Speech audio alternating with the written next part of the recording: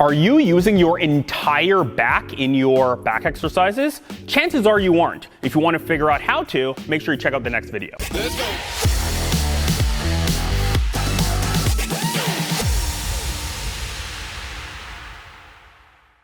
Hi, I'm Dr. Moses Bernard. I'm a chiropractor and mobility specialist, and I'm here at the Critical Bench compound with Coach Tanya today, and we're going to talk about back training and making sure you're training your entire back. But before we get started, make sure you click on the pinned comment below to check out the Bodyweight Beast program.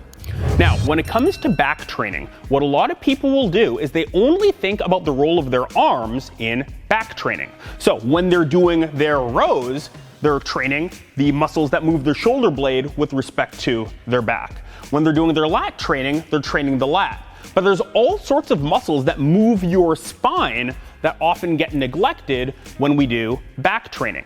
Usually when people do back exercises and they're thinking about training their back, if they do at all, usually they're moving their back as a solid rod. So if you think of deadlifts, people are thinking about keeping their spine totally straight as they go through the movement. When people do your traditional back extensions, they're keeping their spine totally rigid as they go through the movement. But if you actually learn to train your spine through movement, there's a lot of gains that you've been leaving on the table or leaving off the table that you can actually benefit from by learning to move your spine under load.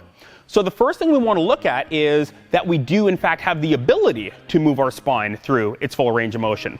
So I'm going to have Coach Tanya come into a tabletop position, and we're first going to take a look at her ability to just move her entire spine. So I'm going to have you round your entire spine up towards the ceiling. All right, so you can see that there's a general curvature to her back. I'm going to bring you all the way the other way. So bring everything all the way down. And you can see there's a general curvature the other way. So we've got a range. So here's one end of the range of motion. This is the opposite end of the range of motion.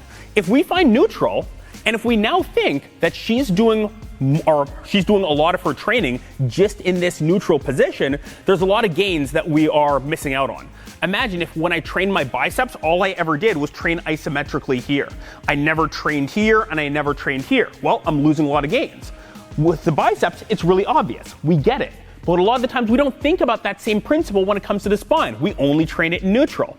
So we want to make sure not only that we know how to train through the full range of motion, but we also want to make sure that we can train the individual parts of the spine. Because your spine, guess what, is not just one thing. From base of the neck to bottom of the low back, there's 17 different pieces. So we want to have the ability to actually move all 17 parts of her spine.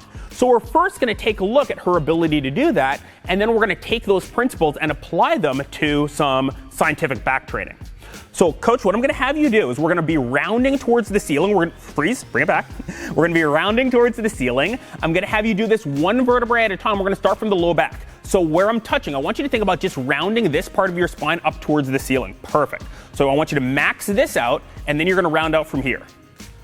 And you're going to max that out, and then you're going to round out from here, and you're going to keep going until your whole spine is totally rounded out. Okay? Now, you can see that with Coach Tanya, she's got some good rounding through here. Here, she didn't have quite as much control over. You can see it's a little bit flat. So this is actually something that we are working on together to get her to use this part of her back a little bit better. We're going to go the opposite direction, so now come down just from here. Good. So great control into extension from her low back. She's going to go into her mid back. She's going to find her upper back. Beautiful. So you can see that she has some ability to control the different parts of her spine, both going into flexion and going into extension. So we're now going to take these same principles and apply them to some more traditional back exercises. So Coach, I'm going to bring you to the back extension.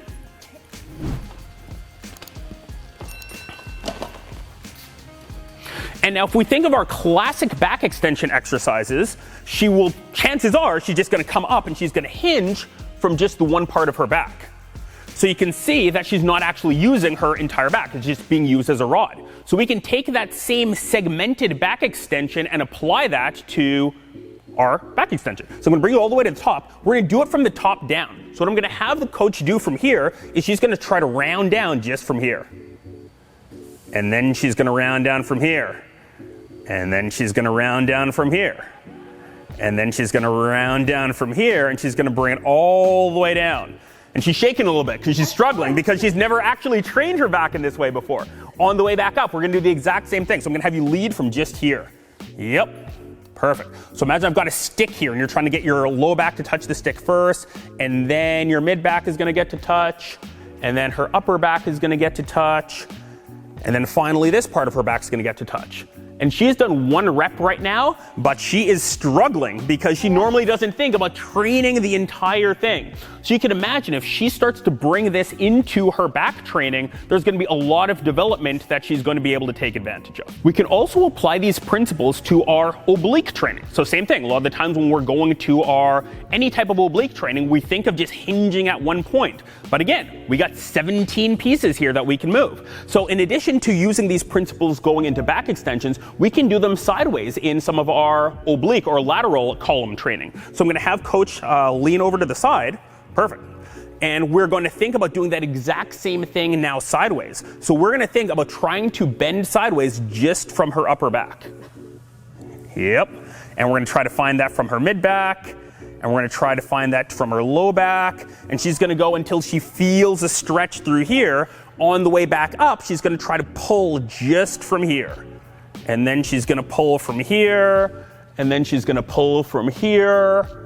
Good. And again, she's done just 1 rep and she's struggling with that because there's a lot of back musculature that often people don't think about training.